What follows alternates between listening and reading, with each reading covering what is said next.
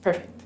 Hi, it's me again. I'm back with another video. Today I'm going to be talking about the long-awaited, highly anticipated, overly teased Eyewitness series discussion that I'm going to be doing. Now, Eyewitness is a show that came out in 2016, so this was like my last year of high school, I think. Yeah, and it is based off a Norwegian show that came out in 2014. So I fell in love with this. I watched it from like over and over again up until college. And when you watch something enough or you see it enough, sometimes it makes you love it more, and sometimes you're like, okay, I need a break. So it's like I need a break from the show. So I've been watching it in a few years. So that's why when I came up with the video idea, I'm like, what show have I really really liked that I feel like not enough people talked about? And it got canceled during season 1. But basically, it's a show about two boys, and they are eyewitnesses to a crime. And I'll go into detail more about that later. Now, the show, I feel like it had a lot of fanfare. Like, there was a lot of us who would watch the Facebook Lives as the cast members recanted what was going on in the story, or like updates on how the acting was portrayed or other things along those lines. So I think that was very fun and beneficial for the popularity, but ultimately it didn't meet the USA Network's standards and expectations, so they canceled the show. Womp womp. Okay, so it's like a crime thriller, and it also has some drama elements. Like, there's basically a few plots that are going on. And since this show was like so in depth, as I was watching it, I started taking notes, and surprise, surprise, it ended up that my notes were 37 pages, exactly 37 pages. I wrote them down in my notebook, so I'm going to be going over them one by one just to go over the plot beats. I need to also try and monitor my thing because it likes to cut off after 10 minutes. Okay, so basically, Eyewitness. Oh my gosh, this is my first ever script, so please be patient with me. I normally don't write stuff down, but like the notes are noting. Like, we have so many pages of notes. Okay, so the two main characters, let's get started. We are introduced to Philip and Lucas. They are in a like cabin or whatever, chatting because they just got back from filming one of Lucas's lame dirt bike videos. He's like very into dirt bikes. He's also extremely closeted. But he also is like working through his sexuality stuff. And there's Philip, who is currently in foster care with the sheriff, and his mom is like a recovering addict. Recovering is a bit of a strong word. Current addict who's been through the recovery cycle a few times, but she ultimately always relapses. So there are 4 main plots in the story. There's the A plot, which is the killer and solving the killer. There is the B plot, which is the couple. The C plot is how Helen is on the case and her solving it. And the D plot is the FBI crime unit and them also trying to get a bust on a local drug kingpin. We're going to start. It cuts in and we see the foster mom. She's driving around in her sheriff vehicle, and she's listening to these audio tapes that are provided by, I don't know, maybe the foster company. They never really got into depth with that. Giving her advice on parenting and how she could be like a good mom or a decent foster provider, and how to like deal with teens because she doesn't have kids. Her and her husband, I think, are child free by choice. They don't really go into depth for that. She is unpacking some trauma though. Then sorry, I forgot to say this. So Philip is brown hair. He's the brown hair boy, and then Lucas is like the dyed blonde. Sorry. And then Helen, she also has brown hair. And then there's the foster dad, who is Gabe, and he's a doctor. I don't know a doctor in what, they just call him doctor. So he might be like a psychologist or something, who knows. But he does have a lot of empathy and patience. He's a very good dude. So as I said before, the mom is a sheriff. So as she's listening to these guide tapes on how to take care of people, and she has like a very strong woman persona. Like, her whole thing is like, I'm the boss, I've got it. Like, people don't have to worry about me. I'm together 100%, that type of mentality, which we do start to see some cracks in that facade because it's something that she does in order to make sure that people don't doubt her ability or that they can lean on her or trust her. But she's not very open. She's like a very closed off person. And then we go to Philip. And like I said before, he's recording this lame YouTube video for Lucas as he's doing stunts on his dirt bike. And he's editing them for him on the spot, and they're going to put it on his channel. He's very tech savvy.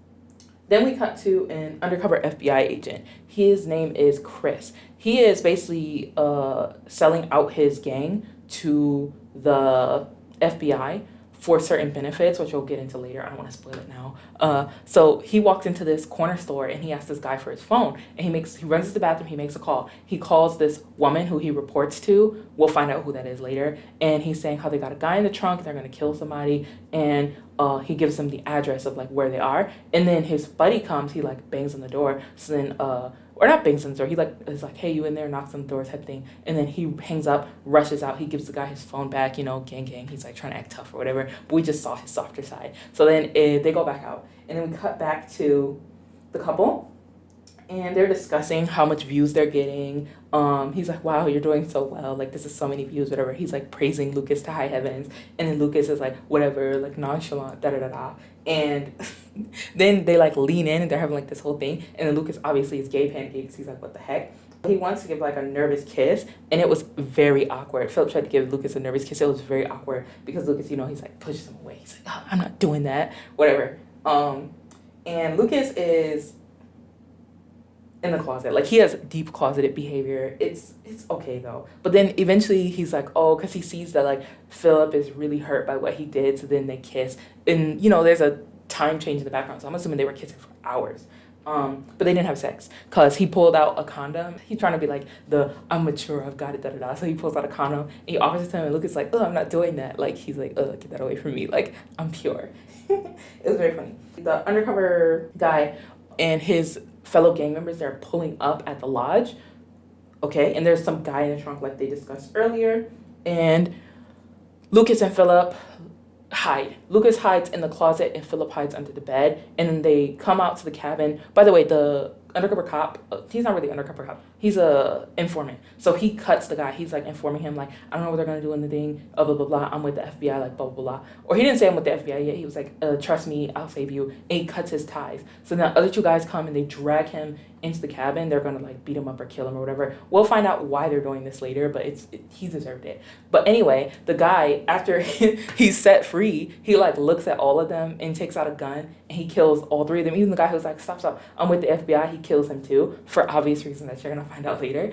I feel like I'm foreshadowing too much. Okay, so now they're hidden and he's looking around. He's setting up the crime scene, you know, or not, sorry, he didn't do that yet. He's looking around. He's trying to make sure the perimeter is clear. He sees someone under the bed. He only notices the jacket, hint, hint, and he's about to, you know, shoot Philip, and then Lucas comes out with a pan, pot, something. It looks like a wok, honestly, and he bashes him upside the head. He's knocked out, and then he's like, come on, let's go, and they both run out together.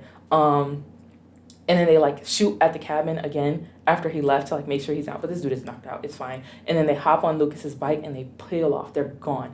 And then we cut back to Lucas and him. They're like kind of getting away. He's like swearing him to secrecy. He's like, you can't tell anybody. Like we can't say anything about this. Like keep it a secret type thing. And then Philip's like, yeah, okay. Because he'll do anything Lucas wants, honestly. He likes him way too much. And like at first when you're watching the show, you're like, why is this relationship so imbalanced? Like why does he like him so much? It goes into detail about that later. After a few shots that they use to deter them, they're like by a lake to get rid of the gun. That's when he's like swearing him to secrecy. He's like, you can't tell anybody. Nobody can know. Da da da. They chuck the gun into the lake. It seems that I forgot to mention the footage of the killer setting up the crime scene. So I'm going to include that footage here.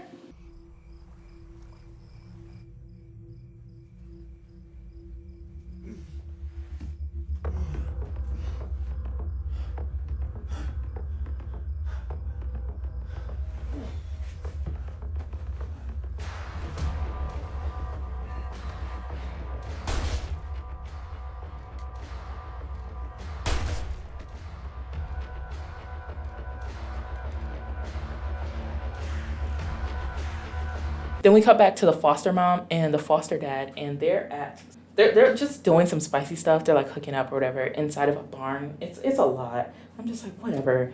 I understand that like they're showing their intimacy or whatever, but I'm like, I don't really care about the straight couple. Like it's like that with every show. Like I'm like, bro, can we go back to the gay people, please?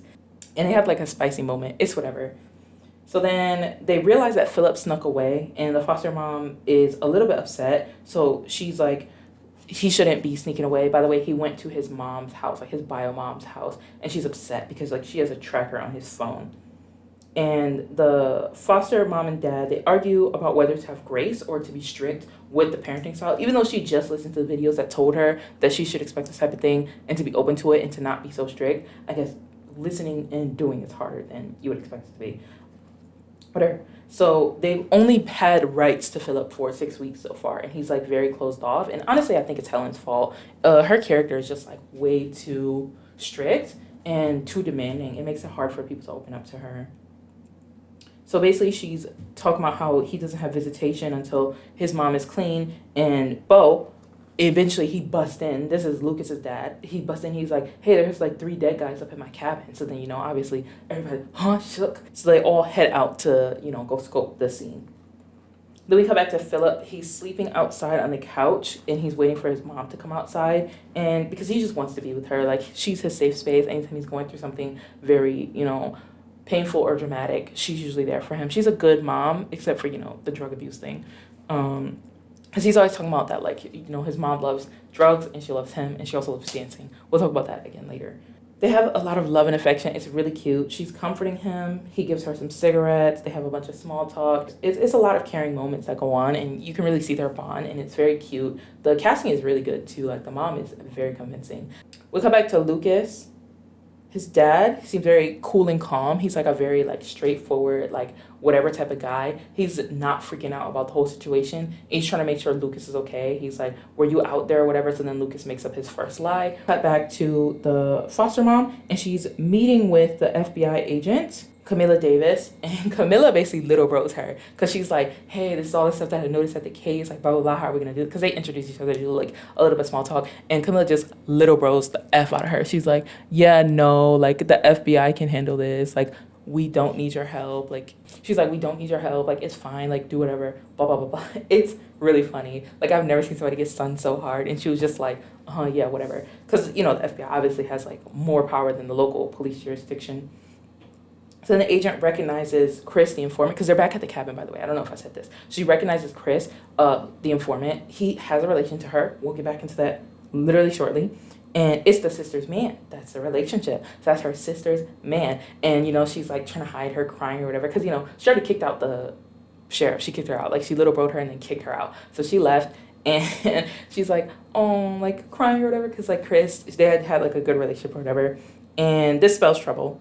We cut to the sister, and basically since Chris is missing, she doesn't know he's dead yet. The sister hasn't told her because obviously they need to clear some stuff with the FBI first. And she's like, I can't do this. Like, I don't know where he is. We need money to make these bills. Where did he go? So she goes and holds Chris's old boss at gunpoint for the last paycheck. This is going to come and bite her in the butt later, but whatever.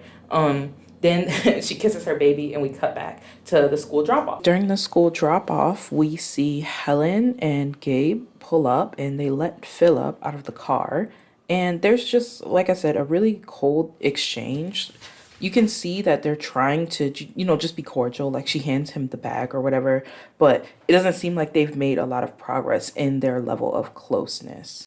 As they're walking, they're talking and, trying to make small talk and, just try and build some rapport with Philip. But it doesn't really seem like he's, trying to engage with them, which is understandable because earlier he basically tried to ask them if they were going to, kick him out or send him back because of him sneaking out and lying about it being his mom's birthday to see her. And they didn't really reaffirm him. So at this moment, like Gabe is trying to make excuses for Helen because she's so absorbed in her work. You can see she's on her phone. And he's just like, oh, she cares. It's just she's busy. And, work is like her top priority in so many words. And she says that she needs to leave again. And she updates him. Talked about 3 bodies. And he's confused because, he knows that there should be 4. But obviously they didn't kill that guy. So they're trying to swear him to secrecy. Gabe is like, you can't tell anyone about Helen's work. And he's like, oh, okay. So they keep talking for a little bit. It's not anything very serious. It's just, once again, like trying to affirm that like he can't talk about the case. They swear him to secrecy and then he walks away. Gabe is like trying to confront Helen about being more gentle with him because he is still just a kid. Gabe and Helen have a little bit of, a tiny argument because she's just talking about how this case is giving her life meaning and joy and purpose. And he's like, wow, like, what am I here for? And then we cut back to Philip entering the school. He bumps shoulders with Lucas. I guess that's like a message to talk to him later. And then he runs into his friend, Tommy. So it's a very cold exchange. Like, they're not really like bumping with each other at all. So he swaps like for a camera. He wants a camera from his friend Tommy. He's like, I want that camera, like whatever we talked about. Apparently they have been messaging each other. He's like, I need something for collateral because he really likes his camera. So he gives him the jacket, hint, and he takes the camera. Jacket for camera, camera for jacket, and then they part ways. They're not really like close friends, I guess. So then we cut to him going over to Lucas, and they have small talk about the 4 guys but there's only 3 bodies. This is what Philip is reporting to him because he heard from Helen, from Bo, that there was 3 guys dead. He's like, but what about the 4th guy? And Lucas is like, it doesn't matter, like, blah, blah, blah. I don't want to talk about this right now. And he's like, there's 3 bodies and 4 guys. So then Lucas sees his friends and he hears them make like a snide remark and he like freaks out. He does like the gay panic, like whatever, and he fights Philip. It's not really a fight. It's like very weak or whatever. It's probably just for show. Who knows? Because there's like no injuries on either one of them, which is how I'm surprised that no one noticed that this was like completely fake. But whatever. We cut to the killer because we don't know his name yet. Well, I know his name, but you guys don't know his name yet. And we cut to the killer and he's researching about this jacket. And he's like looking up all the schools in the local area and he's like clicking through them. And eventually he finds a school that Philip and Lucas go to. It's called Red Hook. Yeah, I think it's Red Hook. And he sees the jacket because like there's a cut picture here of like the photo of the kids leaving the school. You can't see the face, just a jacket. So he knows where to look to find the kid. Okay, on to my second page. We're almost at the end of the episode, by the way. So halfway through the first episode's notes.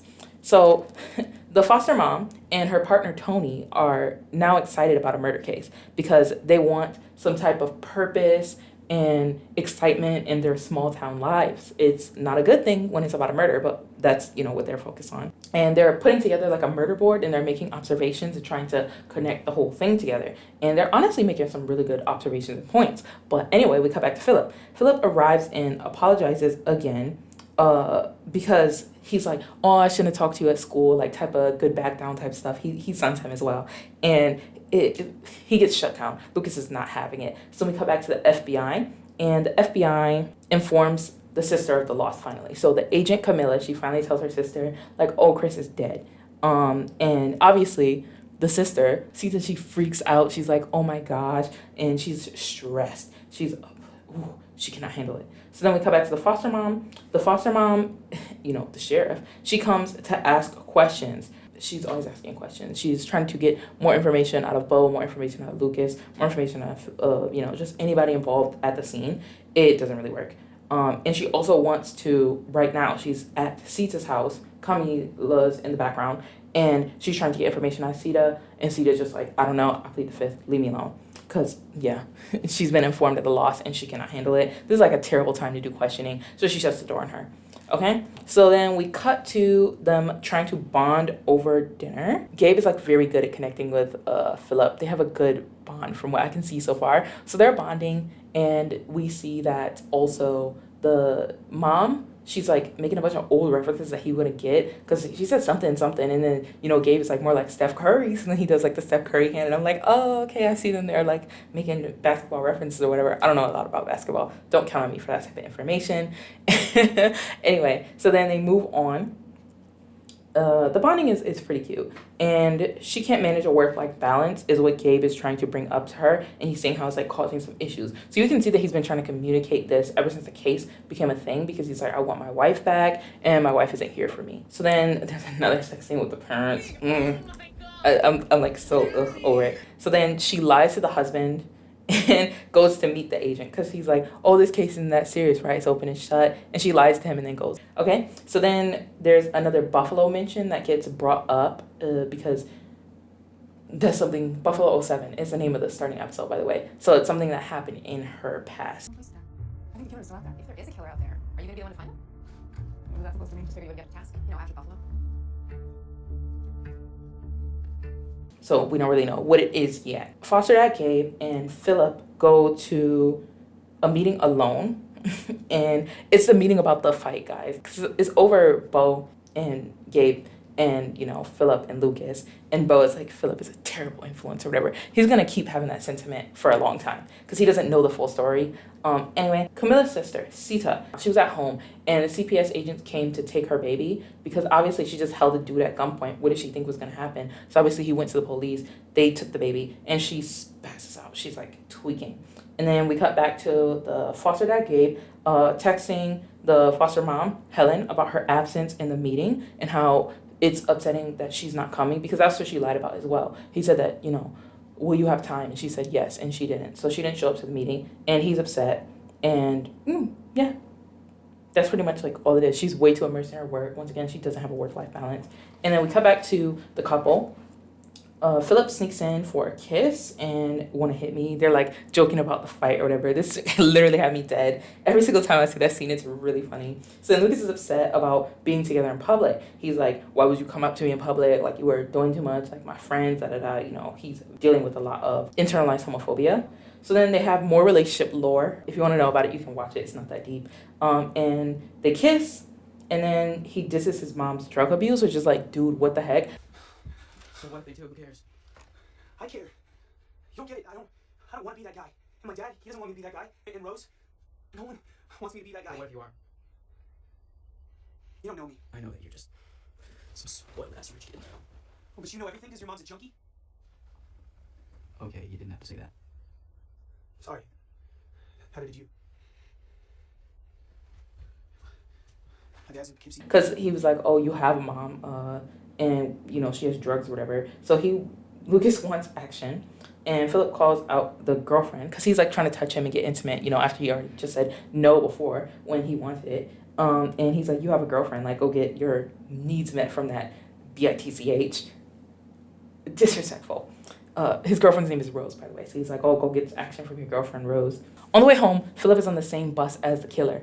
Mwah, dramatic cut. Okay, so that's the end of the first episode. So now we're on the second episode. Obviously, it starts with a recap of the very first episode. You know, just simple stuff like, oh, this is what's happening, this blah, blah, blah, blah. Nothing too serious. Philip is going to exit the bus, and the killer hones in on a jacket. Can you guess whose jacket? And it cuts back to the foster mom, Helen, and her partner, Tony, and their excitement on the case. They're more small talk and town plans, and they're talking once again about the meaning and purpose that this case is giving them. Like, come on, man, people are dying, and you're just excited that you have something to do.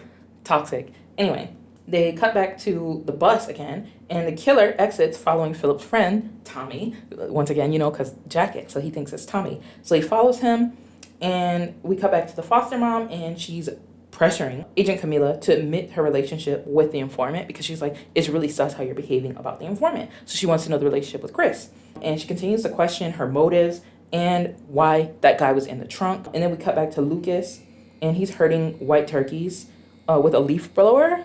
I don't know why, but I guess it's fun for him. And the dad, Bo, walks up and tells him to leave the birds and prepare for the turkey shoot. And I thought it was like a turkey photo shoot. I was wrong.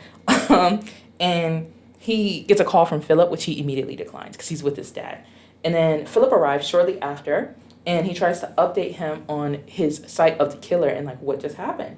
And they both freak out, and the foster mom arrives, and she questions them about his location prior. She's like, Lucas, where were you? Like, were you at this thing? And he makes up a lie and said he just filled up the gas tank and left because he was stealing dad from his dad or whatever. So then she investigates his tire tracks. She points out the track. She's like, Lucas, you were there, because he tried to say that he wasn't there. She's like, you were there, like the tire tracks, I'm looking at your bike, and they are the same. So he lies further, and she leaves after saying to be careful. Lucas tells Philip to leave.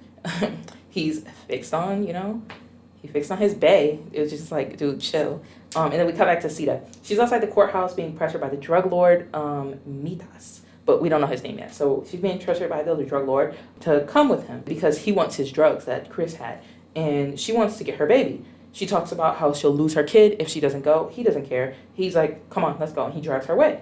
So we cut to the man chasing down a teen suspiciously. And we cut back to the foster parents bonding again. And Philip joins them. They play cards, her choice. And Philip compromises with the foster dad to bring up the camera.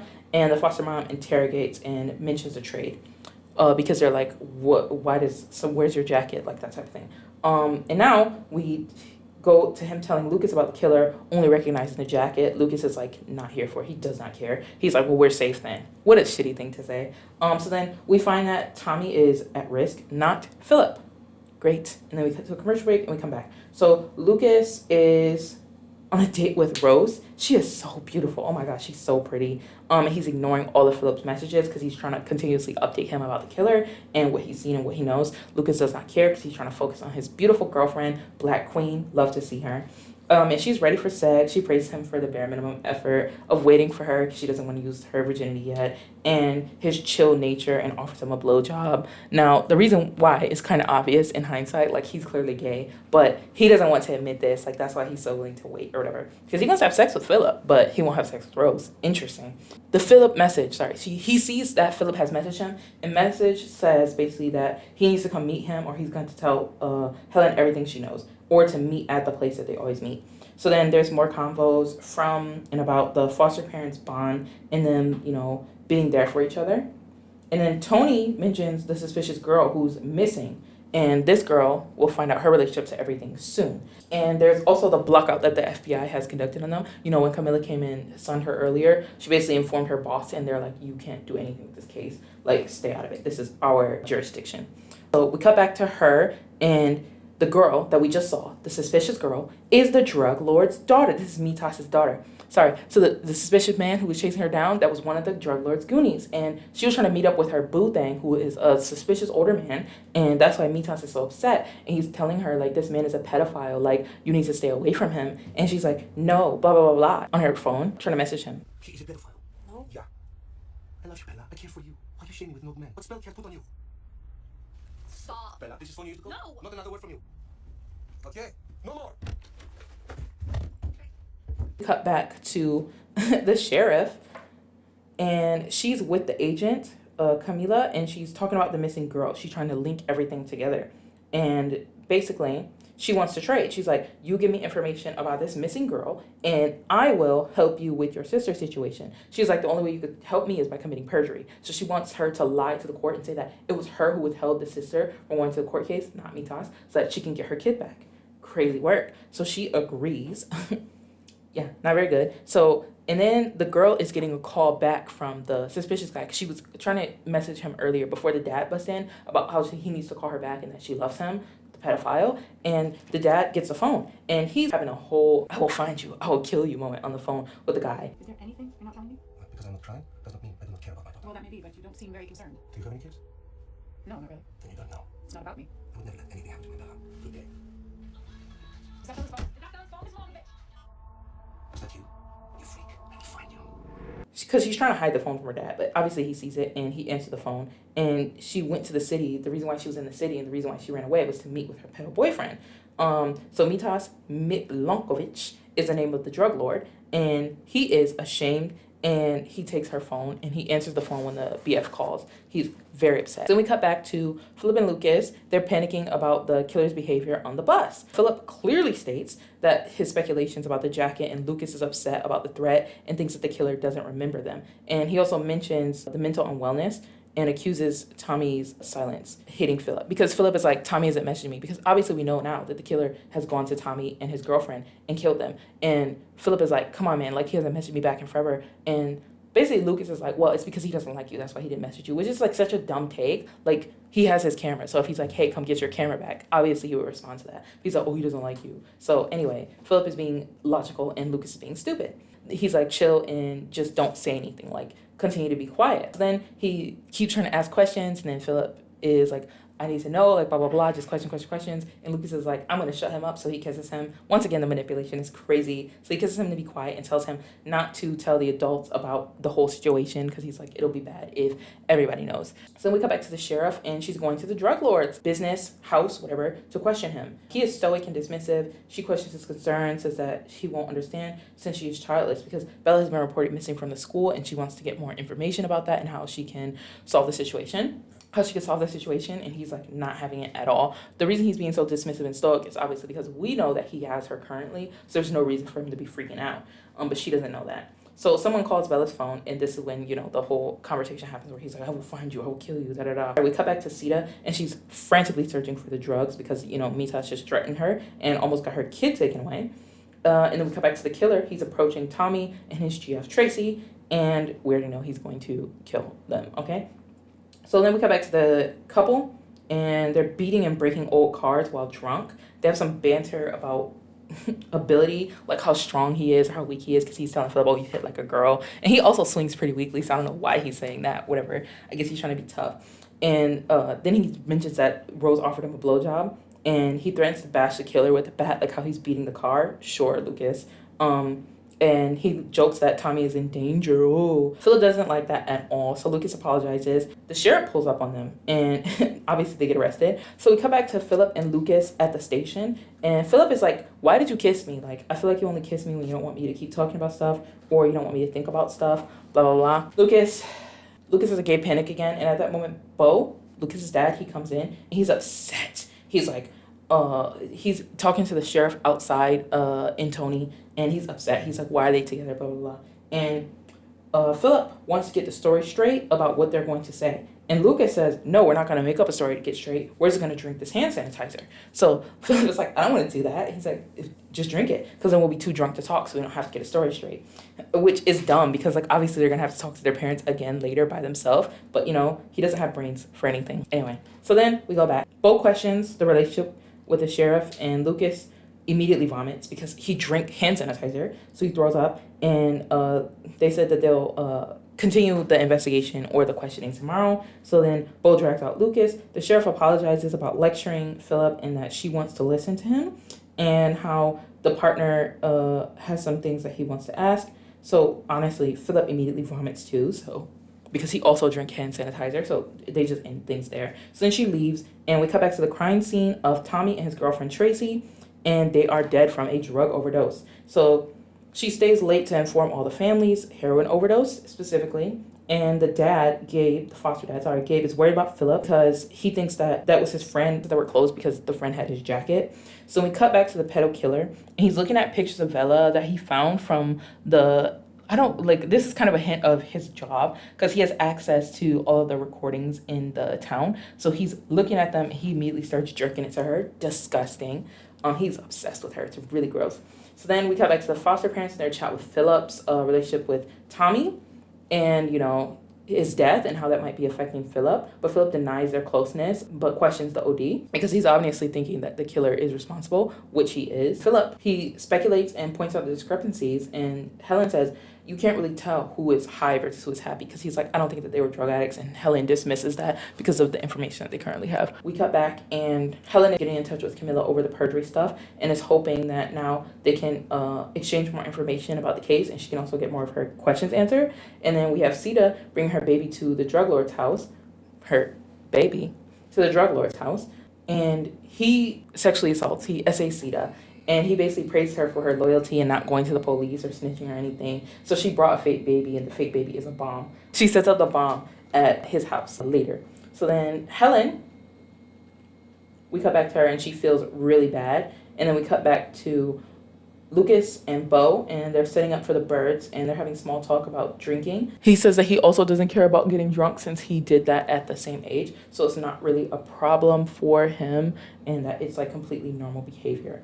So then we go back, and we see that he just doesn't want him to be acting like a city kid like Philip does, whatever that means, since he was banging up windows, and he thinks that it was due to Philip's influence. So then Lucas agrees or whatever, and it's like very bad. So then we cut back to Helen, sheriff, the foster mom, and she's going to Bella's house again, or Mitad's house, whoever you want to say, and she goes to see that Bella was in a room prior, but she left earlier. Like, she snuck out again, and the bomb explodes as she knocks her down the stairs. Like, she gets blown back, and she gets knocked out. She wakes up in an ambulance. She's still outside the scene, and she asks about Bella's location. As we know, Bella already snuck out, so we don't need to worry about her.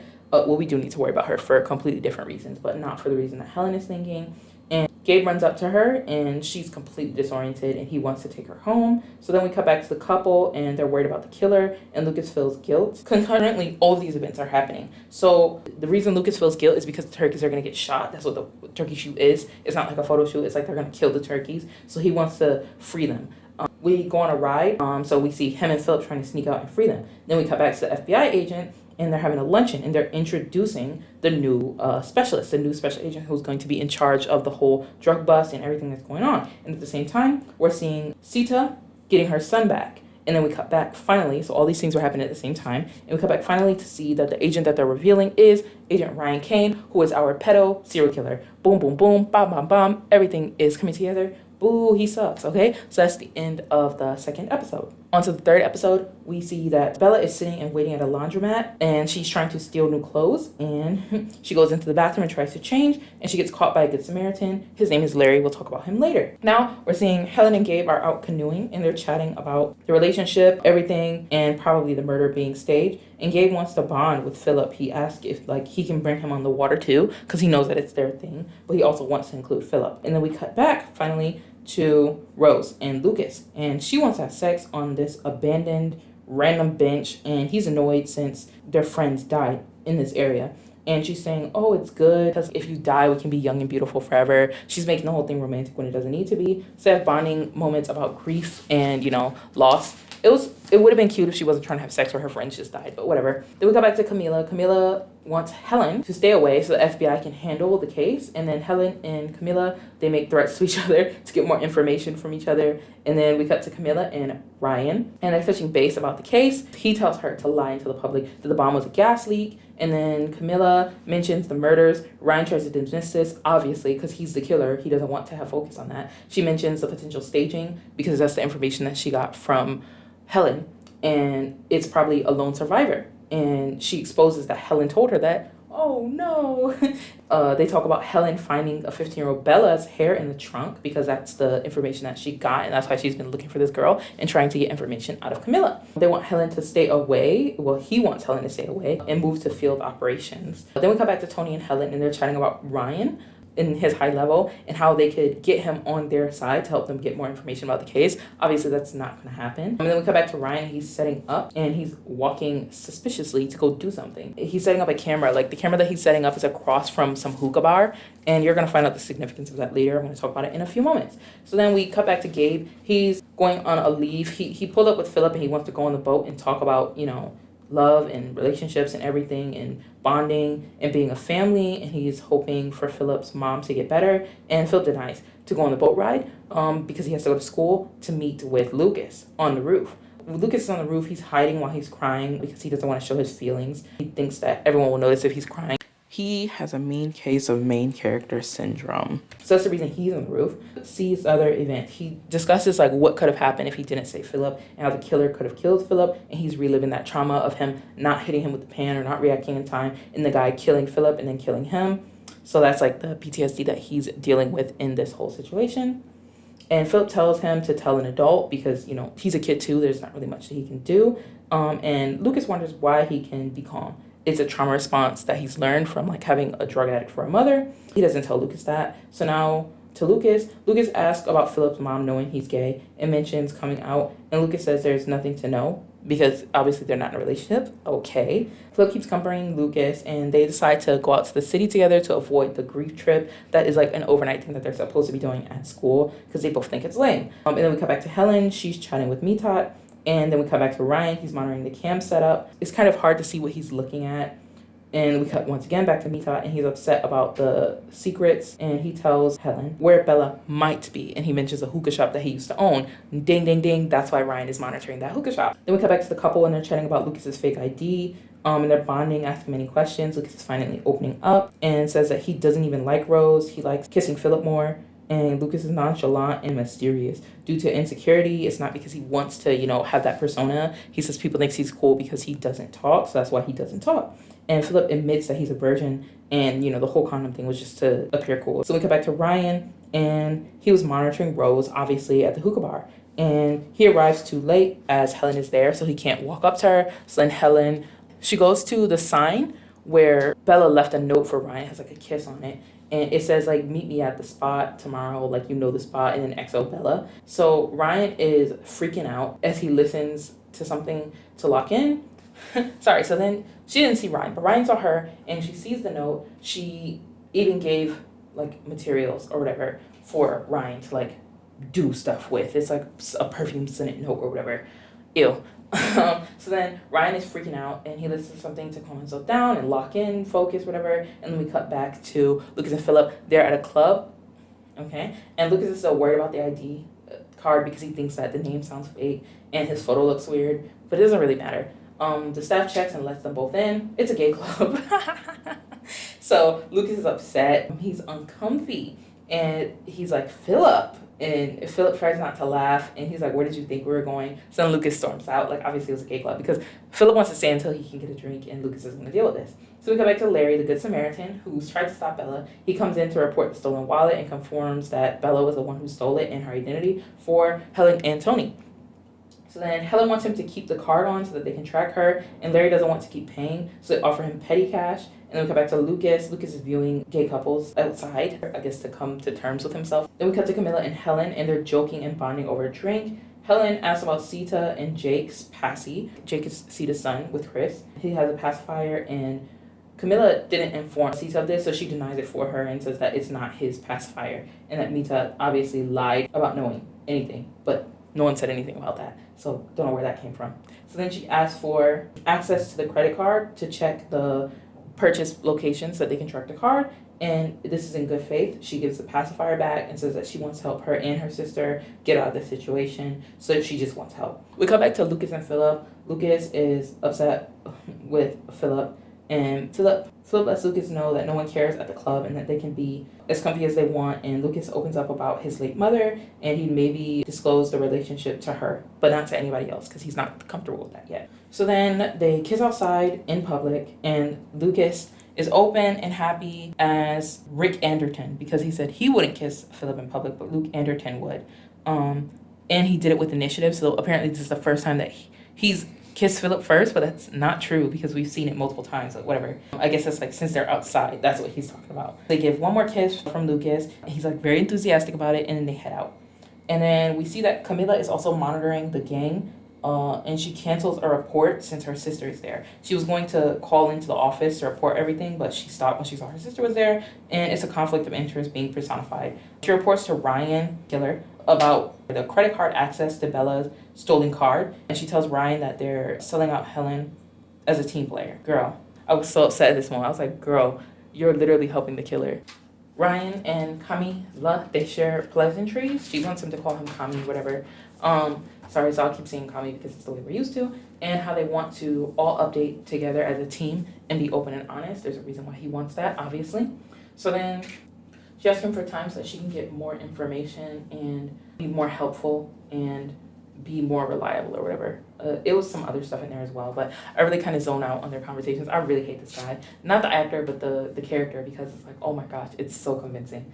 So we come back to Gabe and Helen, and she's guilty for, once again, not showing up. And she also feels guilty for lying about the OD case because she knows that those kids weren't overdosing. So when she was talking to Philip earlier, she knew that it wasn't the truth, but she said it anyway.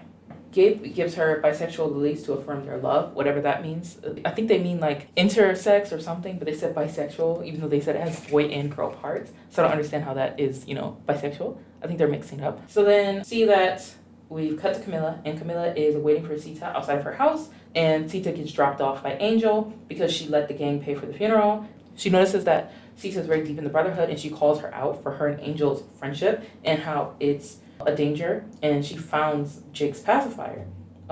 Jake is super cute. The baby is cute. And they cut to then Helen. First Sita's like, oh, thank you, we were looking for it. I thought I lost it. So it really was his pacifier at the scene because obviously we saw her plant the bomb. So obviously it was Jake's pacifier, but whatever. So then that confirms for Kami that Sita was the one who planted the bomb. And then we cut to Helen and Gabe, and they're waiting on Philip to get back from, the grief trip. And Tony texts Helen, and she leaves for work, obviously. So now it's just Gabe waiting for Philip as usual. So then we see that Ryan is getting the same text because the reason why Tony texted Helen to leave work is that they got hit for the card that the girl Bella has used. So then Ryan got the same text. Obviously, he's intercepting it because, he's in the FBI. And Bella has now got a new haircut, dye, and she leaves. That's what she, used the credit card for. And then we see, Ryan got to her first. And, a lapse of Helen following the card uses, time lapse. And then Gabe and Bo see Lucas and Philip weren't on the grief trip, so they're the only ones still waiting for their kids. Then obviously they look at each other, and Bo does not like that because he knows that means they're together again. So we come back to Bella and Ryan. They have an intimate moment. It's implied. Did some stuff in the bedroom. Gross. They have touches and a small talk after and discuss about hiding in a cabin or whatever. It's really gross. They're hiding in a cabin that I guess Ryan owns or rented. Who knows? And she wants to hear about the love at first sight story. Ugh. just disgusting. And he talks about how he may have stalked her. He didn't say it directly, but he implied that he was stalking her, and he discussed the details of the meeting and admits that finally he did stalk her. While he was investigating her father, and the hookah bar meeting was pretty much pre-scripted that he did. We'll learn about more info on that later because he's going to tell Helen more of the details. And he says that he's basically a cop. And she's upset because she still doesn't know his name, and she recognizes that the law will not protect their relationship, and she dismisses that and promises to keep it secret and ignores anything that could have a power imbalance because she is so mature, as she says. It's really gross. And she also wants to have sex. This is important for her first time to be with him because, what the, okay, so in that, ew, she says some very immature stuff that's super loaded. She has a bunch of loaded questions. I'm nervous, but I know what I'm doing.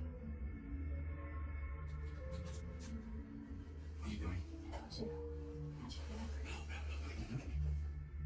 I just want to get everything. A girl's first time is really important. You can determine the rest of her sex life. That's true. I read it in the magazine and I had read it once. She hated it. You won't make it hurt though, right? And she gives him some cologne that she bought for him. This will be essential later in the plot. More gross behavior from them. I'm not even going to discuss it. It's just gross. She says that he's strong. He should promise her that this will be painless, which is disgusting. I love you.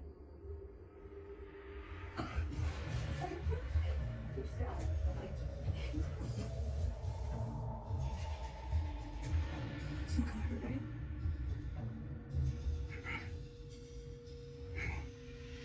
Oh my gosh. And then we cut back to the couple. Thank God they didn't show anything more because she was already on him and stuff, and it was really gross. It was a very uncomfortable watch. And then Lucas drops off Philip at a nearby town sign because he doesn't want to be seen together. And then we cut to Helen discovering Bella's dead body being hung, most likely by Ryan. And it's definitely a gross execution. So he clearly had sex with her and then murdered her. And then Ryan is in the distance. He's checking his pulse and he has the cologne and he puts it in his glove box. And there's episode 4.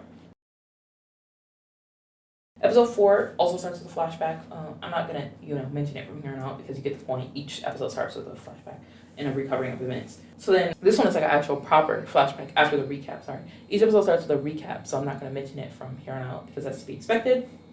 And we have a flashback with Helen, and she's hiding from someone and smothers a baby that she has in her arm. And then she gets a text from the FBI agent meeting with Ryan while she's at the morgue with Bella's body. And we cut to Gabe and Philip. We're cutting to Gabe and Philip, and they're talking about how Philip snuck away with Lucas. And he's worried, and so is Helen, and he still hasn't told Helen. And he's upset about that because he says, we don't keep secrets in this house, and I want to tell her. And he wants to know why, if he's with Lucas, that he keeps denying it, their friendship. And then he opens up about mom's ex and domestic violence and how he watched him OD and pass away. And Helen comes in and Gabe lies for Philip, and even though they have no lies in the house, that was big for him. And then we cut to the school, and Rose is updating Lucas on the grief counseling trip, and he blames the bike race practice for not going. And then there's an announcement for the couple, Philip and Lucas, to go to the office because they're the only two who skip, so obviously they're going to get called, and it goes to the rental office. Lucas blames their fight for the call to the office. He's like, oh, they're calling me because we have a fight, whatever. Obviously, that's not the reason why. Then we come back to Sita and Jake, and she wants him to be like his dad, have a record label that he owns, not be a gangbanger, have respect and power. And then Angel shows up with Sita, and he tells her that she has 24 hours to recover the drugs that Chris hid, or the gang will debrand her. So she has to do this because they found out that she had a secret deal with Mita. We still don't know the details of that. We just know that he essayed her due to something. The brothers will have her debranded, even if they date. Because she's like, oh, why can't you just tell them that I'm going to be your girl? Because he was talking about how he's going to protect her and Jakey and that they're going to be their own little family. She's like, oh, if I date you, then won't they not do it? He says, sorry, I made the rules, so we have to follow them because Angel is the gang leader. So she made the secret deal, and that's what led him to be doubtful of her. So we're going to cut back to Ryan and Helen, and they're discussing the chain of command and territory, and target Mita is the first priority, and it scares him if that case gets compromised due to all these murders that are randomly happening. And Helen wonders if the suicide or murder was too preemptive and clearly staged. And then Ryan confirms it's a suicide. And because they're at the morgue right now, and she's trying to share her information about why she wants a kit done. So then she's like, let's get a rape kit. And he's like, no, it's a suicide. That's not necessary. The observatory person, the professional, The person who dissects the body then says like there was no sign of struggle because obviously he was having sex with her, so obviously she wasn't gonna struggle. And yeah, the rape kit wouldn't be necessary.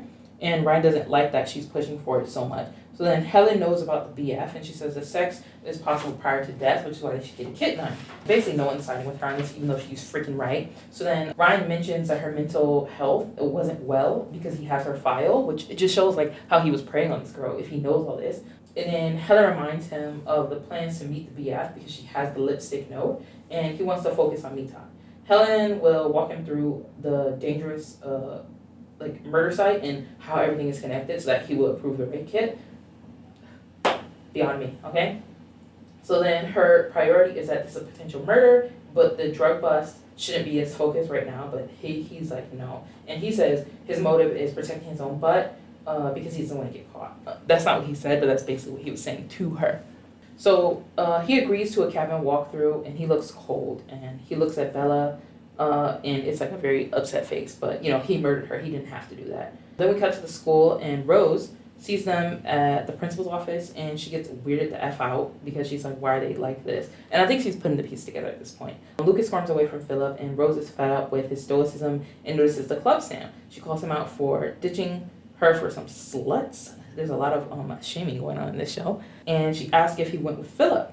And he kisses her to silence her questions. Again, that's like his main thing. It's like, oh, I'm going to kiss you to shut you up. And then we cut to Helen and she's outlining the situation with Ryan. He's casting doubt on her, but she's like has sound reasoning, so she's not like falling for his stuff. And she says that she doesn't really know him that well, and she talks about the staging issues. And then Ryan notices the closet / the bed, and he's like getting flashbacks of that night, and he shuts it down like anything that she's saying, and basically, no, I'm not going to support you because all this stuff is like not sound enough. Obviously he's going to say that so that he can cover his own butt. And then we go back to Sita. Sita's looking for drugs and she sees the messages between Kami and Chris. It looks like it looks kind of sneaky, but like we don't know the context. It's just like call me, like this type of stuff. So then she interprets it the worst way and she is pissed. She's very upset. So then we go back to Helen, who's pulling up to the station and she sees that Bo is worried about the couple and he informs her that the boys ditched a trip together, which she didn't know because Gabe didn't tell her. And he doesn't want them together and he threatens like social services. Like he's gonna call social services on them to get Philip taken away. If they don't do something about his behavior with Lucas, whatever that means. So then we go to Tony. Tony is told by Helen to get more info on the case or it will be closed. That's the FBI words, quote unquote Ryan's words. So then Sita bursts in on Kemi through her apartment and she's very upset and she's showing her the message and she has like a jealousy argument saying that, you know, you always try to act like you're better than me, but you're jealous of me this whole time. You want to take everything from me. You want to take my man. And Kami calls her to clean up and she's like, relax, like it's not that deep. And then Sita calls her a whore and she's envious of the love that they had. And then the partner walks up. She calls him nobody. I still don't know his name. They did say his name a few times, but it didn't click for me. So then Sita called her out and said that she's sleeping with everyone, and it's a lot of slut shaming going on here. And then Kami says that he's nobody to his face, so he looks hurt, obviously. And then Sita's asked about Jake and his whereabouts. And Sita says, you want him and my kid? You want to take my man and my kid? Crazy. So she's like very upset. And Sita finally shows the messages and asks about the sneaky links that were going on and why keep something innocent a secret, and affirms Kami's views on her as stupid. Oh, it's so sad because she's like, you don't trust me to tell me anything, you think I'm stupid. And it kind of affirmed it because of the way she was acting. She doesn't give it any clarity and assumes the worst, so she storms out, and the partner nobody leaves as well. Oof, he's upset, which I would be too. Like, you're gonna say I'm nobody, then why am I here? And then we come back to Lucas and Rose, and they're discussing class. She wants to focus on his erratic behavior and secrecy. He talks about how he'll have sex with her to distract her. He is so manipulative. But soon, he says soon, and they can do it at the lookout spot since it'll be romantic like she wants it. So they kiss, and she's, you know, shy, and they walk away together. And then we come back to Sita and Angel, and they're once again arguing about the drugs, and he cuts open the couch because he really wants to find these drugs, and they reminisce about the branding, the first time they met, and like how, you know, she has a bunch of scars and tattoos because of him, and he wished that she stayed pure, whatever the F that means, and how he liked her even when she was with his boy, which is just gross. Maybe it's manipulation, I don't know. And he keeps stroking her tattoos, and the one that says Sita Hearts Chris. So I don't know if he has some fetish for like getting with women who have like recently had loss, but it ain't it. So we go back to Helen, and she confronts Gabe about the lie and the skipping of the grief counseling. And he subverts her with the OD story and that Philip told her, that Philip told him, which is why he decided to keep the secret, and she does not care. She's just upset that he lied. Philip overhears the argument that they're having over him, and obviously he feels guilt about that, and he eventually steps out. And Gabe wants to de-escalate, and Helen is super upset. So she says that it threatens the family status until he comes clean. So he comes out and he says that he's gay with like a very guilty face, and she also has like a very guilty face. So we go back to Sita and Jake, and she's setting up a monitor inside, and she goes out for a smoke. So if he cries, she can come back in. She looks at Chris's bike and then thinks, oh, have I checked there? I haven't. So then she goes and digs through the bike.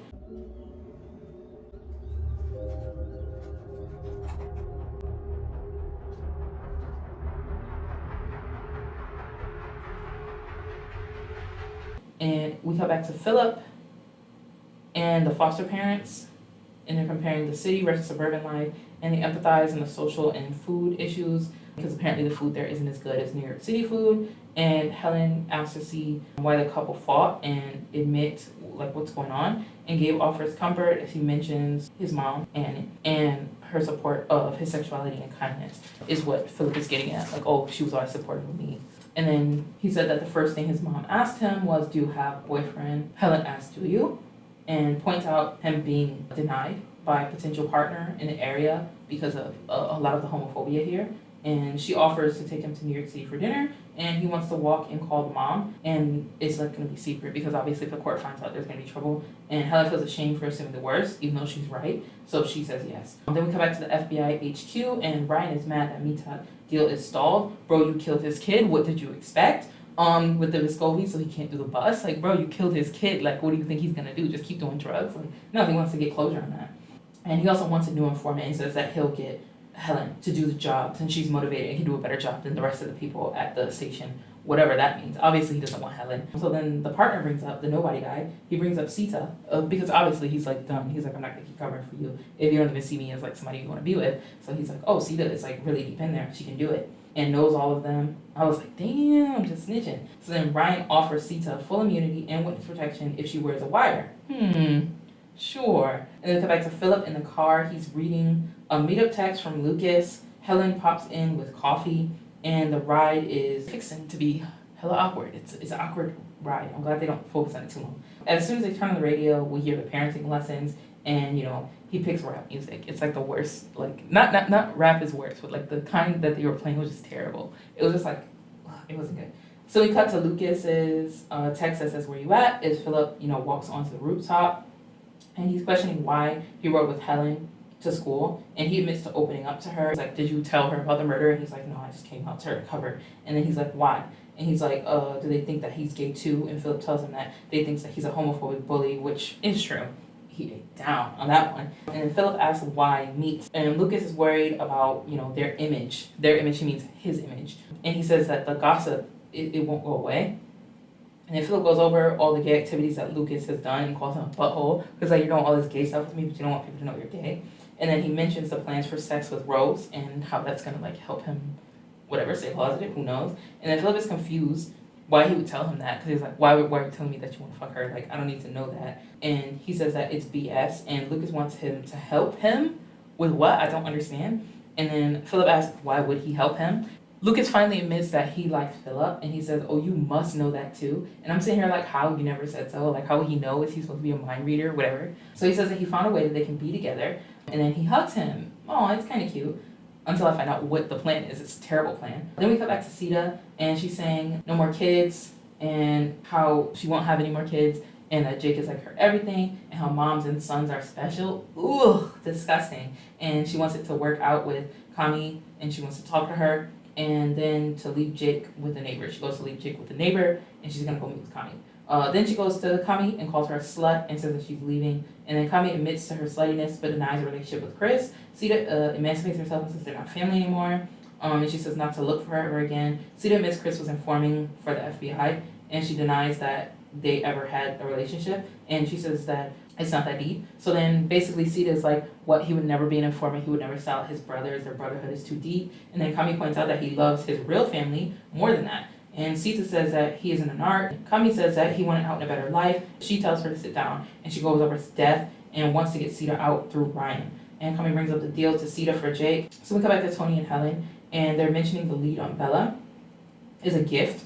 It's the cologne that was purchased with Larry's car. And then Tony mentions that the boyfriend is way older based on what the clerk said. Because the clerk is talking about how she was looking for an older man about his age as her boyfriend. So then it clicks that they're looking for a pedophile. So Helen is like, we're looking for a pedophile.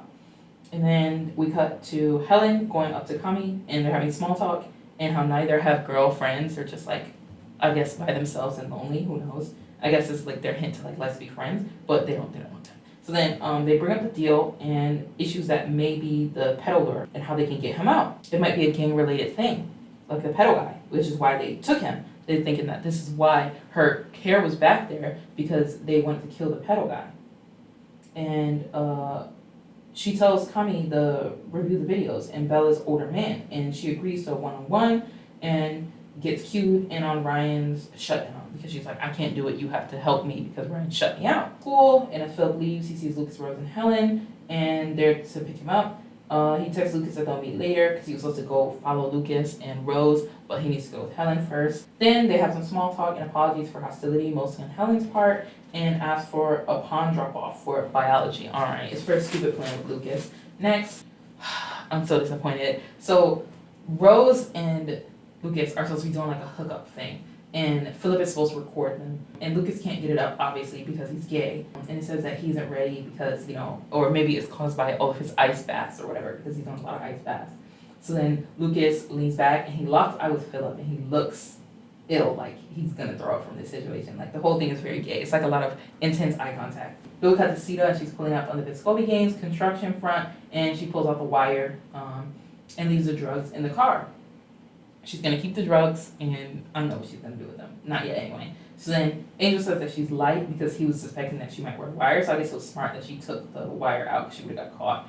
And she says at least she came, and he's happy for her. And she says that she can't run away. And he pours her a drink and gives her a whole bottle. Then they have a cloth iron, like a clothes iron, and they press it to her to get rid of her brands. Many men are gonna grab her, and they take turns getting rid of her brand.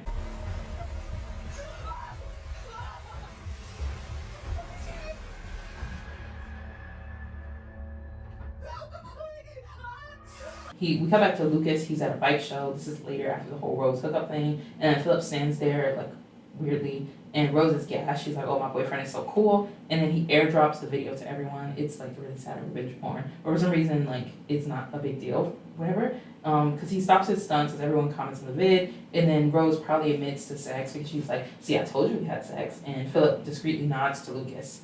This whole thing was like a hot mess. I hated this whole scene. It was like very gross to me. Then we cut back to Helen, and she's questioning the wait staff about Bella and her boyfriend, and she notes the alibi because the girl told Helen that she had been there pretty much the whole night on the event that the kidnapping happened, and she'd been waiting for somebody. You know, she was waiting for Ryan, but he was currently being kidnapped, so that's why he didn't show up. So then she realized that she couldn't be in the trunk because she was at the restaurant the whole time, so she ends the call with Tony and asks for food, and it's like a creme brulee. Then we come back to Ryan, Sita, and Kami. And he gives like a fuck ass condolences, like, oh, I'm sorry for your loss. Like he didn't just kill this woman's husband. There's a knock at the door. Kami stands up and they bust in. They're like, it's a DEA and they have a tip. Sita set up her sister. That's why she had the drugs, because she planted them in Kami's apartment. Cut to an elated Lucas over the video, and Philip comments how nice must be to have everyone think that you're straight. It's like a lot of sarcasm. And Philip asks if the sex was good, and Lucas offers to take him home. He's super avoidant. Philip says no. Offers a lesson on how to ride the bike. Philip is confused because he's like, I thought no one was allowed to ride your bike. So he convinces him. Then we come back to Helen, and she's eating. Then Ryan watches Kami get arrested because obviously he's like, oh, this works out for me. And then he picks up a message from Helen about him because he has Camilo's phone. Cut to episode 5. They're going to pick up Philip's mom, Anne, from the house and take her to the rehab center. So Helen and Gabe are there, and they're trying to be really nice, and she really feels good because she's like, oh, this is great news. I'm finally doing it. I'm gonna do all this stuff because they had told Philip prior that they found a really good rehab center for her and they were gonna take care of her, and he was really happy. So she's very sweet. She waters her plant and she wants to see Philip, and they remind her, oh, he's at school, and she seems very disappointed because she wanted to wait for him, and Helen reminds her that there's no visitation. Helen tells Anne, like, you just have to get clean and then you can see him. And then Anne is basically like, oh, I'm not doing it then. Because she wants to hear good news about him. And then she gives up because she's like, if he doesn't see her go, she doesn't want to go because she needs him to see that she's getting better. And they give up and leave. So Gabe and Helen go home. Then we come back to Lucas. He's on his bike and he hears gunshots in the background. He's having like PTSD flashbacks about it. And, you know, he's trying to do a trick and he claps his feet together or over his shoulder or something. And he nails a trick. Philip praises him and, you know, he's very negative about it. And he's bottled up and frustrated and is all boiling over. So Philip says that he should tell someone, or both of them should tell someone. And he wants him to tell Helen. If he says he was alone in riding, it should be enough to clear any suspicion of Philip being there or them being gay. And this was enough. And then he tells Philip to help him get drugs because of his mom. And his mom's a drug addict. And he says he already helps him with videos, but he's not going to help him get drugs. And he offers a lot still. He said he'll do pretty much anything for him, but not give him drugs for obvious reasons. It's very upsetting. It's very upsetting. So then he fully shuts down as Lucas begs for more drugs. And he tells him to go screw Rose to feel better, like chill out or whatever. And Lucas admits that they don't have sex because he likes Philip, not her. And he's an idiot. While manipulating, if you like me back, you'd help me. His mom is an addict. Like, what the F? Like, you're trying to trigger him. It's just so much unnecessary trauma.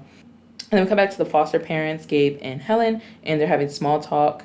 And then we cut to Ryan, and he's with Camilla's phone, and he's mentioning the surveillance and the favor, and he walks with fervor to pick up Camilla from the police station. She doesn't know where to start to talk about the planted drugs not being hers, and he guesses it was her sister. Camilla admits that the family is dysfunctional, and I said, same, sis. And she was never going to wear the wire, huh? That's what he asked, and she basically agrees. And then he gives her a chocolate, and he won't pin this on her, and he uses this as an excuse to get her off the case. For now. He'll come back to her when he needs her for something. But we'll talk about that later. Okay? So then he brings up the messages between her and Helen and says that she's not a team player and for back channeling it. And I'm like, boy, fuck you. He pressures her to know more about what the conversations were with Helen. And then we cut back to Tony and Helen and they're at Bella's death site, you know, the part where, you know, he hung her. And they're trying to check the plausibility of her hanging herself. And so Tony, he climbs up and he notices that his hands are covered in rust. And then Helen points out, wait. Your hands are covered in rust? Bella's hands were clean as a whistle. So then they point out that this was staged. And I'm like, yes, go off. Finally, another lead. So then she can finally order an autopsy and a rape kit. Tony ends the call with the morgue. And Helen notices it didn't feel like a suicide. She said that it felt that whole way. And a part of her wanted it to be like a suicide for the closure, but she knew that it probably wasn't. And they can do the rape kit and the autopsy, and this will help them figure out and narrow down what's going on. So she warns her partner that they'll be meaning and purpose, but there's also going to be a living nightmare. And Mitat wanted a cremation that very evening, so they're going to rush over and get the court orders done. Helen is confronted by Mitat. She calms him and pulls him for a chat. She informs him of the potential murder and foul play and brings up the pedophile. And she wants the autopsy for DNA. And Tony comes in with the court order, and he's sad that he can't protect her. He can't get her cremated. He can't, bury her purely, as he wants to say. And Mitat reminisces about Bella growing up and her past, and he cries. And then we cut back to Gabe and Helen updating Philip on his mom. He wants to know if he can live with her again. And they said that it's his choice. More small talk, and he denies a ride. He doesn't want to get a ride to school. I guess because he doesn't want to upset Lucas. And then he takes his bike. Helen is happy. He's wearing the boots that they got him because that's something that has been mentioned a few times in the past. We cut back to Sita, and she's about to do heroin when Angel comes in and he stops her and says that she isn't out yet, and the pedo killer murdered Mitat's daughter. And Angel professes his love. She's worried he's here to kill her, but instead he wants her to kill Mitat blood for blood over a deal. She says that she's never shot anyone before, and he's aware and says that this can get her back in. Step up and do this, Sita. Which is crazy because it's like you're basically asking her to go to jail. But I don't know, she's going to do it. So then we come back to Helen, and she's pulling up to the station for Ryan, the killer, and he is waiting for her. And suddenly he wants to talk. He's upset that she didn't come to him about the things that she was doing to get the case opened and get the autopsy ordered, which is obviously why she wouldn't go to him. You told her, don't come back to me until you have hard evidence. So obviously she went to go get the evidence. So she wanted to bring an airtight case, like he said, and he's worried about the case being compromised. She informs him that Mitat is aware that the murder and suicide has happened because she told him. And then Ryan doesn't like that. He's told the details about the rape kit, and he tries to dismiss it since he says it was no basis. And she says the forensics team found semen, and the samples are headed to the lab. Got him. But it's kind of dumb that she told him, but she wouldn't know not to tell him, so I guess it's not her fault. He tries to get enough information to intercept. He's like, well, how'd you get the autopsy approved for a suicide? And she said it's for a homicide. And she mentions the staging evidence. He asks which lab she's sending the kit to, and she tells him where it is. When. So then he says he'll pull rank so that the FBI can process the DNA. And I was just screaming, no, this whole time.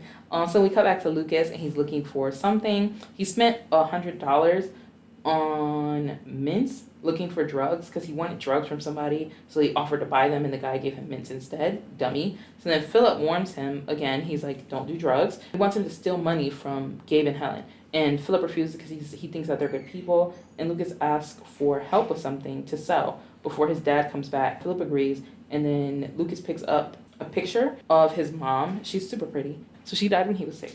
So he doesn't remember. He only knows that she smelled good. That's the only thing he can remember. So they talk more about their mommy issues, and they find a watch. Since his dad wants to forget the items in this area, he thinks that it's okay to sell it, and they leave. We come back to Helen, and she's asking when the DNA will be run by Ryan. And he mentions Buffalo to her again and the shooting. Then we come back to the couple, and Philip is drinking while Lucas gets the watch appraised. He's drinking soda. There's not alcohol this time. And he runs over to tell him that it's worth about $450, which he can collect tomorrow after authentication. Philip wants to know about what's in the bag, and it's a Polaroid camera for him, and it's a gift for him from Lucas, since Lucas knows that he likes taking pictures. And then he takes a picture of Lucas drinking his drink, and they share an indirect cut to the killer, and he's monitoring Angel and Mitat's meetup, and the deal is flat until he finds the murder rapist. And then he gets out and picks up something that one of them dropped. It has DNA on it, so we already know what he's going to do. The foster parents chat about the case and are rekindling once it's closed, and they said they're going to spend time together. And then Anne pulls up to see Philip. She got a taxi. She didn't have any money though, so Gabe pays for her. And the cab leaves, and she says that she's his real mom and that she should be able to spend time with him. So then Helen rebuts that she has to comply with court orders, and then she sees Philip, and she doesn't really take much. She goes up to him, and they talk to each other and walk around, and they agree to give them space. So Helen and Gabe leave off to the side. So now Lucas comes downstairs, and his dad mentions the watch. Oof, he already found out. And it's his grandpa's lucky watch from D-Day, and it also kept both safe for his wife while he was at war. Oof. So then he questions what he needed the money for. Was it drugs? And then Philip is a bad influence since he's stealing from his own family. What he told him not to do. So I'm just like, you're blaming him for stuff that Lucas was doing on his own, and Philip was telling him not to do, but he's blaming Philip. So Lucas doesn't defend him, and the dad mentions a questionable relationship with Philip, and the dad wants more, and he lies and says that Rose needed an abortion. Persuasion 100, lie 100, for real, bro. Like, this dude just cannot stop lying. We come back to Philip and Anne, and she's making promises to him for once she gets better, and then Lucas comes up, and he sees Philip with his mom, and he asks for them to have a quick chat. Philip if they're friends. She asks him if he's friends. He stands up and goes over to Lucas. Lucas says how everything is screwed up since the shop owner has called his dad about the watch and asked if he can get drugs from Philip's mom. I was so upset hearing that. And obviously, Philip refuses. And she joins Philip and says that she knows that they're not just friends. And she makes small talks and says the closet is rough. He leaves hurt. Basically, Lucas gets up and he leaves hurt, and he's upset about the dad thing. Philip tells his mom more information, and then he says that, Lucas is motherless. And Anne says that she likes him. He does the combo, he just ends the conversation and says that he's got to go, and she needs to go to rehab. She needs to promise that she'll go to rehab, and she says she wants him to take her there, parentification, and then she'll go. And he says that she has to commit this time and make a real promise that she'll actually commit and complete the program. He then says, okay, promise, and then he's like, now you need to give me all your drugs. So he takes away all of her pills and gives her a hug. Then we cut back to Lucas and Bo, and they're hunting. And he hesitated, and Bo points it out. And he wants to know why he's hesitating to shoot. And if it's about the Rose abortion thing, he lies some more and says that, Bo says that he should come to him and not steal. And then he offers him money, but Lucas denies it, says that Rose got the situation taken care of, whatever that means. And then Bo wants to open up, but Lucas sees the gun in the water from the one that they chucked from the killer. He wants to go home. And Bo wants honesty, and he can't give it to him. So then we go back to Kami and Helen, and they're catching up. and they're also in trouble with the killer over working together. You know, the killer, Ryan, because he doesn't want them working together. And he asks about the jail and Sita and the convo and everything that's just been boiling over. And Kami says that she'll cash out her 401k to help Sita start over. Like, she's willing to pay everything. This is a sister thing. Psych. I would never do that. And Kami reports that over the 3 checks of the DNA, it's Mitot's semen that they found. And I'm just like, fuck out of here. And reminded not to arrest him yet. How fucked up this whole situation is to blame the father. Like, he really was like, yo, just use the dad's DNA. It's really messed up. And then she meets the actual criminal, Ryan, and he makes the connections and talks about how they should want Mitot to get all caught together. He says he wants the prime of the case to just catch him for the drug thing, and then she can lock him up for whatever he wants. Helen, once again, empathizes with Bella because she's upset. She's like, it's not about the murder, but also about the abuse, like all the stuff that she must have been going through. And he's like, you got your killer now. Like, he's so happy with himself, and it's terrible. And he touches her shoulder. Ugh. Ryan says that she can question him first, but then she wants to, you know, look him in the eyes. Wow. She brings up the stuff that he did along with the evidence. And then we cut to Mitot, and he's scattering her ashes on the water. Sita arrives with a gun on Mitot. He discussed the hit that he put out on the guy.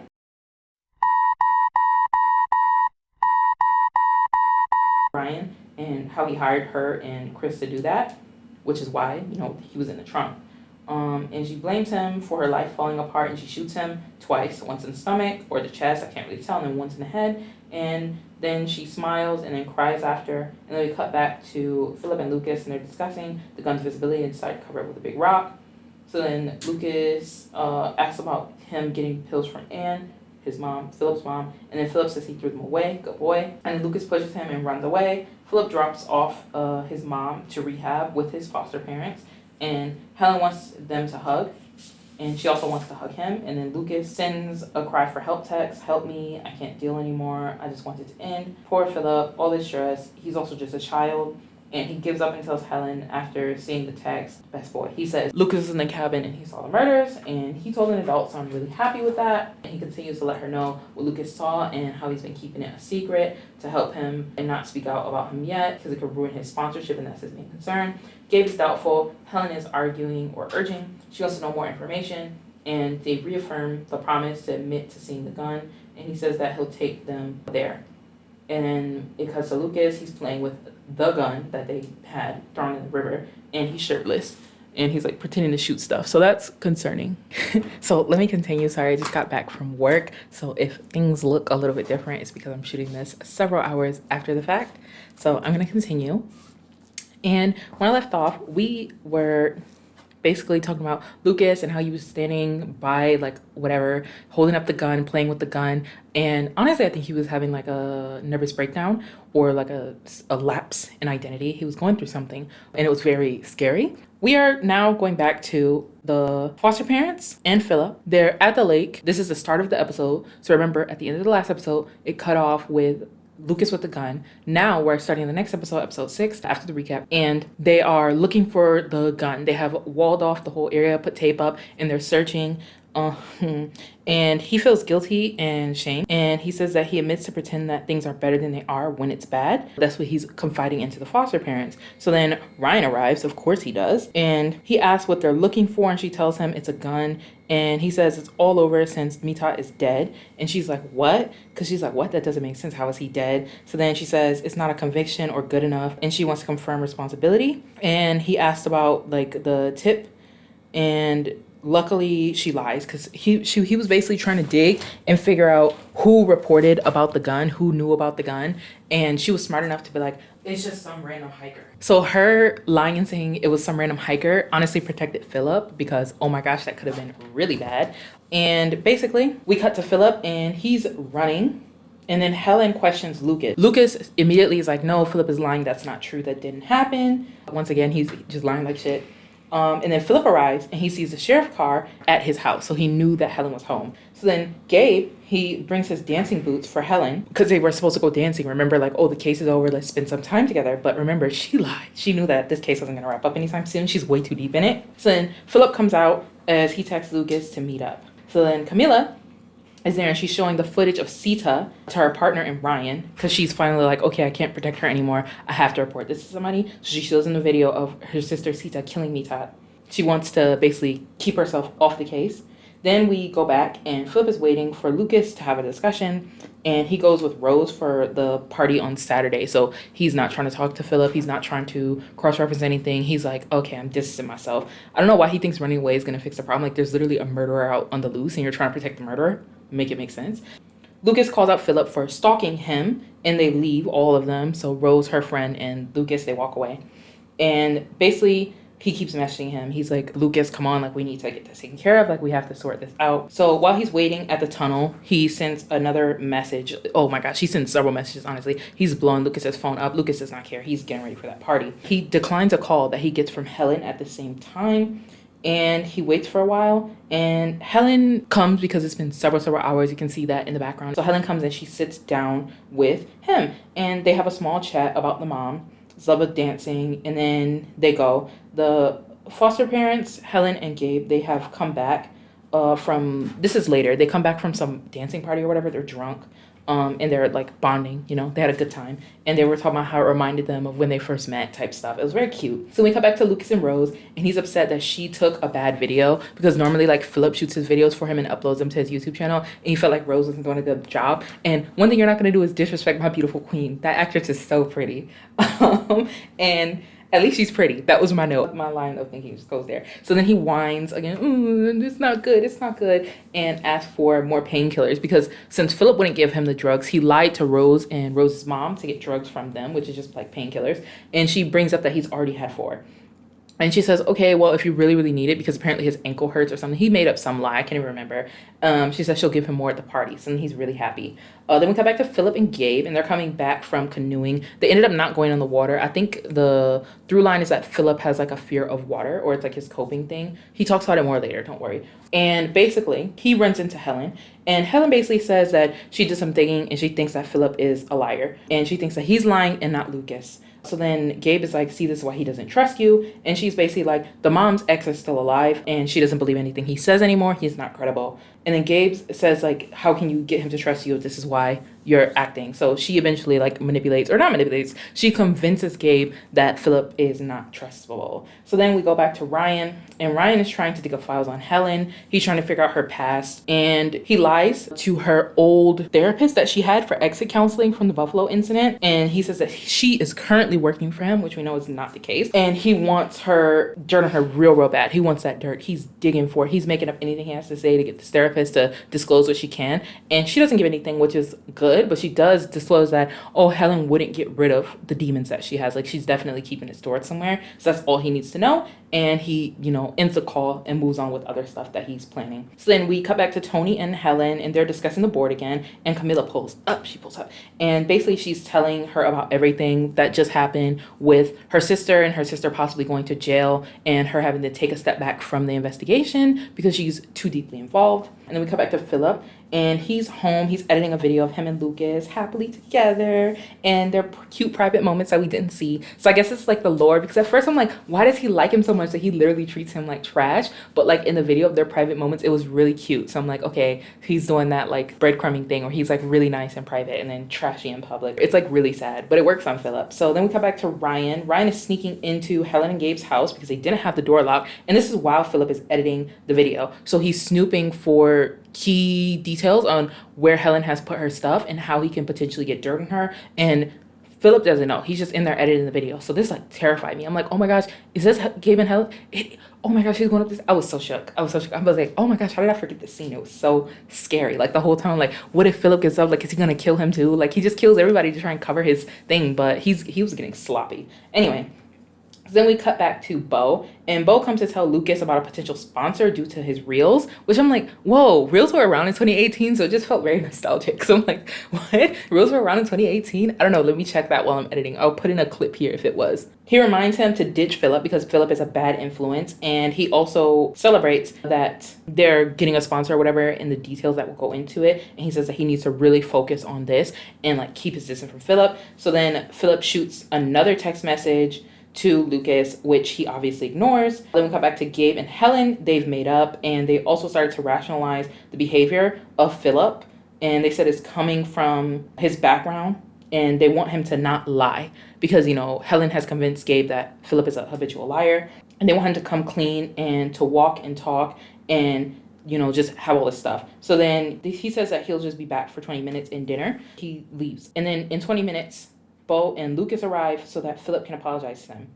So Philip, at this moment, they're sitting at the table. They're all locking eye contact. He realizes that they don't really trust him. They don't believe him after all. So they were just pretending when they told him certain things like, oh, we trust you, we believe you. It's just very interesting. It was very heartbreaking because, like, I've been in that situation before, which is why it took me a really long time to not try and justify everything that I was saying to people, because I always felt like people didn't believe me because, like, with my background and, like, people who I grew up around, like, I was always accused of not being honest or not being truthful. So I always felt like I needed to cover my bases and give lots of reasoning and excuses so that people would see me as more credible. But if people don't trust you and they don't see you that well, that's not going to change. Anyway, continuing. So I really relate to Philip in this sense. So at the dinner, finally, you know, after eating, Bo is like, I'm done with the pleasantries. Can we get this over with? And Philip apologizes and Lucas accepts. But Bo wants Philip completely away. He says that he's a bad influence. And then Lucas lies again because, you know, he wants to impress his dad. And he's such a piece of shit. So he lies again. He's like, the reason why I stole your stuff is because Philip told me to. And Philip has also been giving me drugs, which is just not true. We know that. So then Philip goes with it and he agrees to everything. He's like, yep, I stole from your dad. I made you steal from your dad. And I also gave you drugs because he wants it to be over with. So then he gives up and he calls social services while Bo and Lucas leave. And Gabe and Helen are like completely distraught. He's like, yeah, can I just get a relocation? He's like broken at this moment. Like, it really hurt to watch that. So my notes are like, poor baby. It's really sad. Because, like, bro, he did everything right and is still getting, you know, shitted on by Lucas. I couldn't come back from that personally. Like, if I'm dating somebody and they're doing all this to me, like, I can't be with them anymore. But, you know, young love, you know, trying to tolerate stuff. So then everybody leaves shortly after and he also leaves. He goes into the house and he starts packing his stuff. So we come back to Ryan. Ryan is breaking into the unit that is Helen. Notice the location of the storage place and the storage unit, and he made note of that. And then he went there and he picked the lock. So then he goes and he finds some notes, potential suicidality notes and that type of stuff, and he takes pictures of them, and then he puts everything back. That's going to be something that comes up later.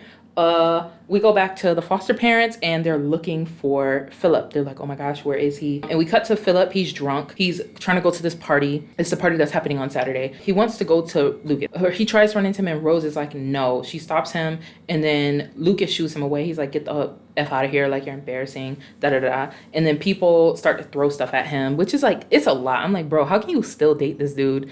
Me personally, I wouldn't let that slide, but, you know, it's for the drama. You know, he's drunk. He sits down and he passes out by some car, like after people threw a bunch of trash at him. And then we cut to Ryan. He's making a suicide note, but it's not really her handwriting. He's literally typing it up and like picking a font that kind of looks like her handwriting. It's not well done. So I think if anybody was to, you know, do some investigation on that, they would realize it's fake, which just shows how sloppy he's getting because he's like very panicked because he just keeps having to kill people to cover his tracks. So then we cut back to Lucas, who is helping Philip home on the back of his dirt bike. He drove him home. He drops him off at the porch and he's apologizing to Philip. He's like, oh, I'm sorry about everything, because obviously he's lying to him and doing all this stuff to cover his own butt. He sees that, you know, Helen and Gabe turn the light on and he runs away like the little pussy he is. And Helen leaves to help Camilla at this moment, which Gabe is just like, are you kidding me? Like, this kid just got dumped on our porch drunk and you're still obsessed with work. He's so disappointed. Like, his strength, I can't, like, the amount of grace that he gives to her is insane, especially considering everything that she's keeping from him. Could not be me. So then we go back to her and she is helping to intercept Sita from the vehicle with Angel. So Sita is going somewhere with Angel after killing Mitat, and she is basically intercepting her and she's like, oh, we have to take her in for questioning, da-da-da-da. So then he immediately leaves her, which shows that like everything that he was telling her was probably just pure manipulation and he didn't mean any of it, because the moment that she got in trouble, he immediately left her. So even she was shook. She's like, what? He's just gonna leave? And then Ryan calls. He's pissed. He says to check her GPS, and by her GPS he's talking about Kami, because he knows that Sita just got intercepted, so they can't do the raid on her like they were trying to do and like the FBI arrest her. So they think Camila is involved, which she is, but she covered her tracks really well. She's like, no, you can check my GPS, I'm nowhere near there, because she had Helen go do it. So they're working together. They're like partners in crime. It's pretty cute. I like their bond that's starting to form. So Helen delivers Sita to Kami and they're forgiving hug, and Helen awkwardly just holds Jake. She's just like, me, honestly, like, why do I have to be there for this? It was really touching though. Helen then goes back to Philip and Gabe, who are waiting, and Philip's ready to go. He has all his stuff packed and he's ready to leave. And then we cut back to Sita and Kami. They're chatting. Sita wants to go to California. They're like on some random roadside, and Kami will turn her in. She's like, you have to turn yourself in. Like, we have to do the right thing, because obviously she's law enforcement, so she's like very by the book. And her sister's just like, yeah, I'm just imagining. She thought her sister was like trying to get her to run away with her, and she's basically like, yeah, no, I'm not doing that. She's not ride or die like that, which me neither. I would not be doing that. But she already did a lot for her sister. Like, she's giving her some more hours of freedom, and she protected her from the trauma of getting like raided on and her baby taken from her again. So then we cut to fuck ass Ryan again, and the pills that he stole from Helen, or sorry, he didn't steal the pills. He copied the prescription, but he basically stole the pills.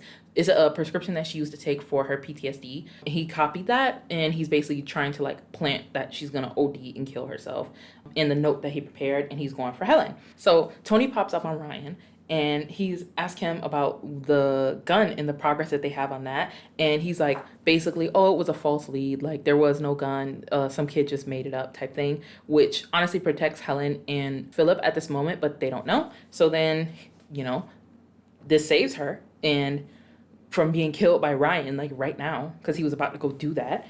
And he's like, oh, really? The gun is not real? Okay. And this saves Helen at the cost of Philip, because, you know, Philip is now ready to go. Like, he's out of it. He's completely checked out. And Ryan then crumples up the note because he's like, great, like it was all a lie. I don't have to go through all of this. So then we come back to Kami, and she's questioning Sita's motives and asks about why she killed Mithat. She won't budge. She won't say anything. Like, she's still deep in the Brotherhood, even though they're basically selling her out. Whatever. You can't say people who don't want to be saved. She asked Kami to raise Jake while she's in jail. Note, ding. And they have like more LA chat about like how he's gonna go to LA and be like a businessman, and he's gonna own like a casting company and be like rich and successful. She's like really fantasizing about her son. It's kind of creepy, like how much she likes her kid. But I'm not gonna like push that narrative, because maybe she's not like that. It just seems like that, but So she's continuously talking about Jake and his potential future work opportunities. So that's that. Sita asked her for help with putting Jake to sleep. She's like, oh, can you help me put him to sleep? Like, I'm just ready. Like, it's time to go. So then Kami bends down to put Jake away, and then you hear someone climb over something, and then a loud splash. So then Kami is shocked. She turns around and looks at the water and sees the bubbles going, and she immediately starts to cry. She breaks down because her sister just jumped off a bridge. Like, she didn't see it directly, but she knew, like, it's over. Her sister was, like, not willing to go to jail, which, I don't know about that. So then we cut back to Lucas and his sponsor, and they're talking about image, and Bo again brings up his bad friend being gone. And Bo says that it'll be good. Social services are going to intervene and he won't be around him anymore. And Lucas is like, what? Social services? And he like genuinely looks surprised. And my note is like, why is he surprised? Like, you basically just sold him out and got him in a bunch of trouble, knowing that those are his foster parents, not his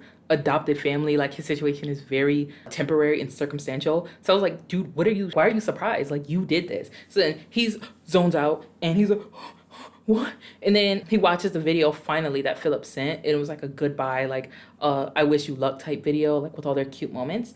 And finally he, you know, stands up and he's looking shell shocked, because I guess it's finally hitting him like, oh, if I sell him out, like he won't be here anymore. Like, he'll have to go back to the foster home. Like, he'll leave the city. Like, I won't be able to be with him, even though I have all these strong feelings. So I guess he's finally recognized his feelings genuinely, because he said he liked him before. But if you like somebody, you wouldn't be doing all this lying on them, trying to get them in trouble. But that's just my perspective. I'm right though. We cut back to the foster parents, Helen and Gabe, and they're having a debate about fighting for Philip or letting him go. Gabe is disappointed in Helen. She's like, you're really just gonna let him leave? Like, I thought you actually cared about this. Like, this is good for our family. And then Lucas finally arrives and he admits to it all. He's like, yes, I was at the cabin. Yes, I did see the gun. And yes, I did take the gun. Here's the gun. And he like takes it out of the wrapping and he gives it to Helen. And she genuinely looks surprised. And there's like a lot of eye contact. Yeah, that's the end of that episode. So then on to episode 7.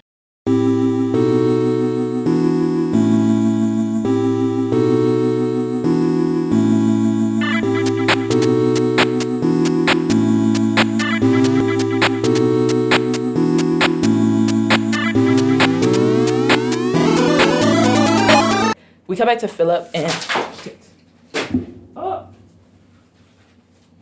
okay. Is it okay? Yeah. So then Tyler, who the fuck is Tyler? Sorry.